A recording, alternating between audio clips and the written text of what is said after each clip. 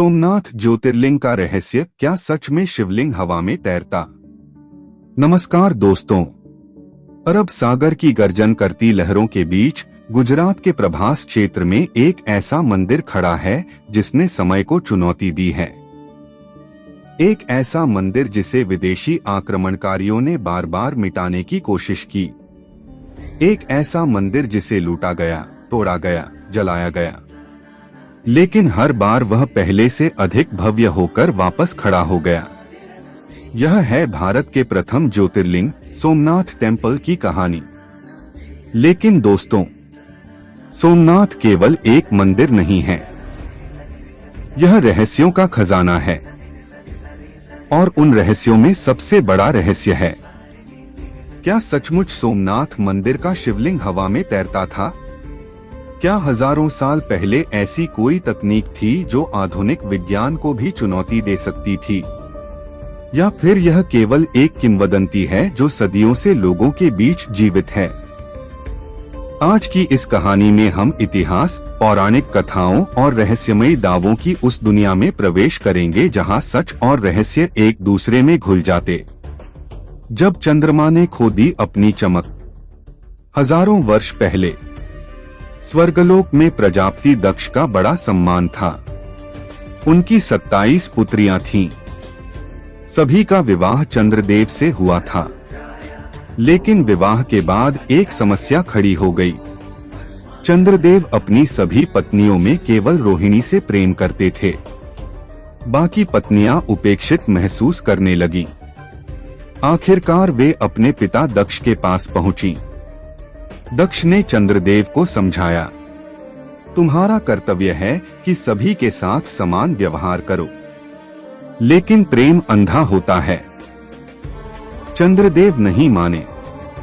तब क्रोधित होकर दक्ष ने श्राप दिया, तुम्हारा तेज समाप्त हो जाएगा। श्राप लगते ही चंद्रमा की चमक कम होने लगी। धीरे धीरे पूरा ब्रह्मांड प्रभावित होने लगा। देवता घबरा गए। तब ब्रह्मा जी ने उपाय बताया, केवल भगवान शिव ही इस श्राप को कम कर सकते हैं। प्रभास क्षेत्र की तपस्या। चंद्रदेव पृथ्वी पर आए। उन्होंने समुद्र किनारे स्थित प्रभास क्षेत्र को चुना। वहीं बैठकर उन्होंने वर्षों तक कठोर तपस्या की। धूप, बारिश, आंधी, तूफान, कुछ भी उन्हें विचलित नहीं कर सका। कई वर्षों बाद भगवान शिव प्रकट हुए।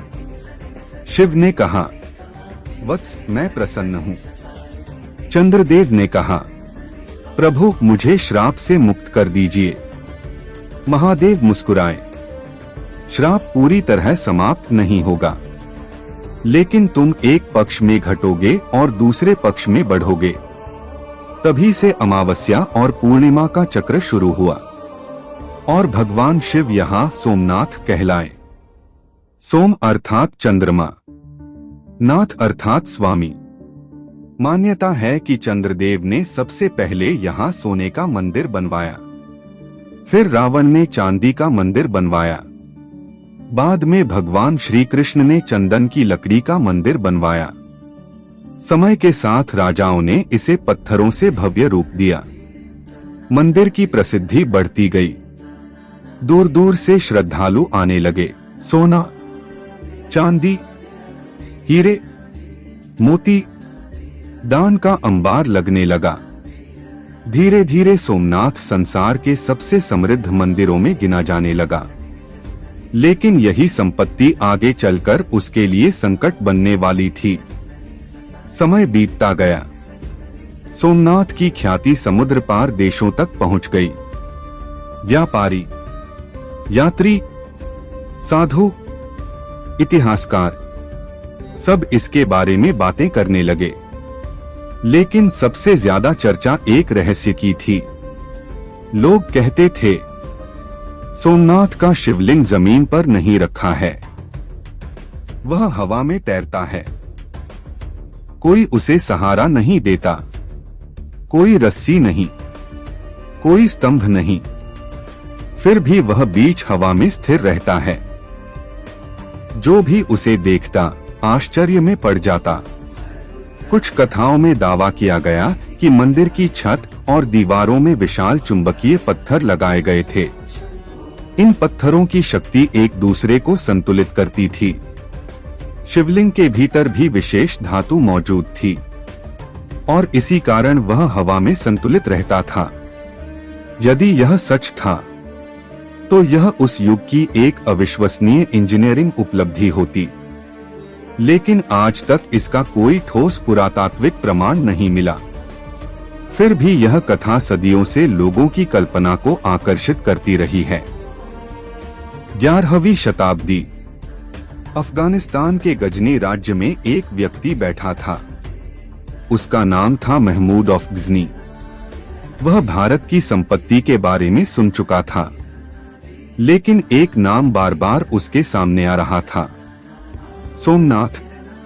उसे बताया गया, वहां अकूत खजाना है, वहां सोने से सजे द्वार हैं, वहां रत्नों का अंबार है और वहां एक ऐसा शिवलिंग है जो हवा में तैरता है। यह सुनकर उसकी जिज्ञासा और लालच दोनों बढ़ गए। उसने निर्णय लिया, वह सोमनाथ पर आक्रमण करेगा। 1025 ईस्वी। महमूद विशाल सेना लेकर भारत की ओर बढ़ा। हजारों घुड़सवार, सैकड़ों ऊंट, भारी हथियार, लूट की मंशा। उसका लक्ष्य केवल धन नहीं था, वह उस मंदिर को भी नष्ट करना चाहता था जिसकी महिमा दूर दूर तक फैली हुई थी। उधर सोमनाथ में श्रद्धालुओं की भीड़ लगी हुई थी। लोगों को अंदाजा नहीं था कि इतिहास का सबसे भयानक तूफान उनकी ओर बढ़ रहा है। समुद्र की लहरें गर्जना कर रही थीं, मानो प्रकृति आने वाले संकट की चेतावनी दे रही हो। लेकिन मंदिर में पूजा जारी थी, घंटियां बज रही थीं, महादेव का नाम गूंज रहा था। और इसी बीच महमूद की सेना सोमनाथ की सीमा तक पहुंच चुकी थी। जैसे जैसे सेना मंदिर के निकट पहुंची, महमूद के मन में एक प्रश्न बार बार उठ रहा था, क्या सचमुच शिवलिंग हवा में तैरता है? क्या यह केवल कहानी है या वास्तव में कोई अद्भुत रहस्य छिपा हुआ है? उसे नहीं पता था कि जल्द ही वह उस गर्भगृह में प्रवेश करने वाला है जिसके बारे में पूरी दुनिया बातें करती थी, और वहीं उसका सामना होगा उस रहस्य से जिसने सदियों से लोगों की कल्पना को जकड़ रखा है। लेकिन आखिर उसने वहां क्या देखा? क्या तैरता हुआ शिवलिंग वास्तव में मौजूद था? क्या उसने उस रहस्य को नष्ट कर दिया? 1025 ईस्वी में महमूद गजनवी अपनी विशाल सेना लेकर सोमनाथ की ओर बढ़ चुका था। सुबह का समय था। अरब सागर की लहरें किनारे से टकरा रही थीं। मंदिर में हजारों श्रद्धालु पूजा अर्चना में लगे हुए थे। तभी दूर क्षितिज पर धूल का एक विशाल गुबार दिखाई दिया। कुछ ही देर में लोगों को समझ आ गया कि कोई विशाल सेना उनकी ओर बढ़ रही है। भय का माहौल फैल गया, लेकिन मंदिर के पुजारियों ने लोगों से कहा, यह भगवान शिव की नगरी है, महादेव स्वयं इसकी रक्षा करेंगे। लोगों का विश्वास अटूट था, लेकिन दूसरी ओर महमूद की सेना पूरी तैयारी के साथ आगे बढ़ रही थी। कुछ ही घंटों में युद्ध शुरू हो गया। इतिहासकारों के अनुसार सोमनाथ की रक्षा के लिए हजारों योद्धा खड़े हो गए। उन्होंने अंतिम सांस तक लड़ने का संकल्प लिया। मंदिर के आसपास युद्ध का भयंकर दृश्य था। तलवारें टकरा रही थीं, घोड़ों की टापें गूंज रही थीं, चारों ओर चीख पुकार मची हुई थी। लेकिन महमूद की सेना संख्या और हथियारों में अधिक शक्तिशाली थी। कई दिनों तक संघर्ष चलता रहा। आखिरकार मंदिर की सुरक्षा दीवारें टूट गईं।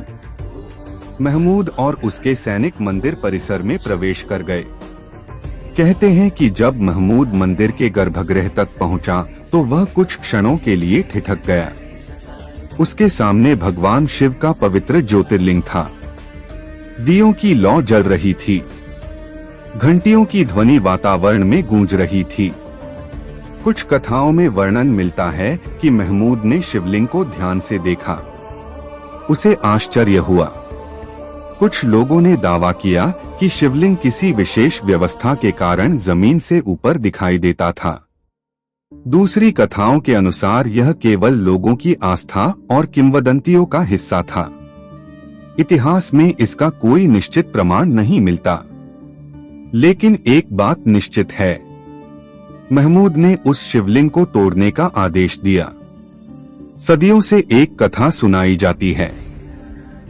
कहा जाता है कि जब शिवलिंग को तोड़ा गया तब मंदिर की छत और दीवारों में लगे विशाल चुंबकीय पत्थर दिखाई दिए।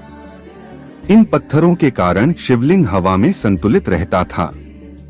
लेकिन आधुनिक इतिहासकार इस दावे को प्रमाणित नहीं मानते।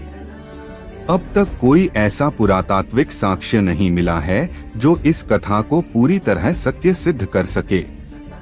संभव है कि यह कहानी समय के साथ लोगों की कल्पना और श्रद्धा से जुड़कर और रहस्यमय बन गई हो। फिर भी यह रहस्य आज भी लोगों को आकर्षित करता है। गर्भगृह के बाद महमूद का ध्यान मंदिर के खजाने पर गया। कहा जाता है कि मंदिर में सोने और चांदी की अपार संपत्ति थी। रत्नों से जड़े द्वार, सोने की जंजीरें, कीमती आभूषण, दान में मिले अनगिनत खजाने। महमूद ने सब कुछ लूट लिया। ऊंटों पर खजाना लादा गया। सेना विजय का उत्सव मना रही थी। उन्हें लगा कि उन्होंने सोमनाथ का अंत कर दिया है। लेकिन वे नहीं जानते थे कि मंदिरों को केवल पत्थरों से नहीं बनाया जाता, उन्हें आस्था बनाती है। और आस्था को तलवार से नहीं मिटाया जा सकता। सोमनाथ मंदिर का इतिहास केवल एक आक्रमण की कहानी नहीं है। आने वाली सदियों में भी मंदिर को कई बार नुकसान पहुंचाया गया, लेकिन हर बार श्रद्धालुओं और शासकों ने उसे फिर से बनाया। एक पीढ़ी गई, दूसरी आई, फिर तीसरी, लेकिन सोमनाथ की ज्योति कभी नहीं बुझी। मंदिर बार बार खड़ा होता रहा, मानो स्वयं महादेव यह संदेश दे रहे हों, सत्य और आस्था को नष्ट नहीं किया जा सकता।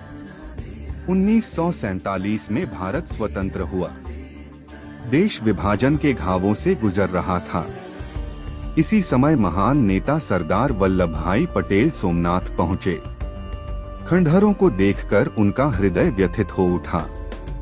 उन्होंने घोषणा की, सोमनाथ का पुनर्निर्माण होगा। देश भर से सहयोग आने लगा। आखिरकार नया भव्य मंदिर बनकर तैयार हुआ। 1951 में भारत के प्रथम राष्ट्रपति राजेंद्र प्रसाद ने मंदिर की प्राण प्रतिष्ठा में भाग लिया। सोमनाथ फिर से खड़ा हो चुका था, पहले से अधिक भव्य, पहले से अधिक गौरवशाली। आज भी सोमनाथ मंदिर के सामने एक विशेष स्तंभ खड़ा है। इसे बाणस्तंभ कहा जाता है। इस पर अंकित है कि यहाँ से दक्षिण दिशा में अंटार्कटिका तक कोई भूभाग नहीं है। जब श्रद्धालु इसे देखते हैं तो उन्हें भारत के प्राचीन ज्ञान और समुद्री समझ का एहसास होता है। यह स्तंभ भी मंदिर के अनेक रहस्यों में से एक माना जाता है। अब सबसे बड़ा प्रश्न, क्या सचमुच शिवलिंग हवा में तैरता था? सच्चाई यह है कि आज उपलब्ध ऐतिहासिक और पुरातात्विक प्रमाण इस दावे की पुष्टि नहीं करते। हवा में तैरते शिवलिंग की कहानी मुख्य रूप से लोक कथाओं, यात्रियों के वर्णनों और जनश्रुतियों पर आधारित है। कुछ लोग इसे प्राचीन विज्ञान का चमत्कार मानते हैं, कुछ इसे श्रद्धा से जुड़ा प्रतीक मानते हैं, और कुछ इसे केवल एक किंवदंती मानते हैं। लेकिन चाहे इसका उत्तर जो भी हो, यह रहस्य आज भी लोगों को सोमनाथ की ओर आकर्षित करता है। सोमनाथ का सबसे बड़ा रहस्य शायद तैरता हुआ शिवलिंग नहीं है। सबसे बड़ा रहस्य यह है कि इतने आक्रमणों, विनाश और कठिनाइयों के बाद भी यह मंदिर आज तक जीवित कैसे हैं? उत्तर केवल एक है, आस्था।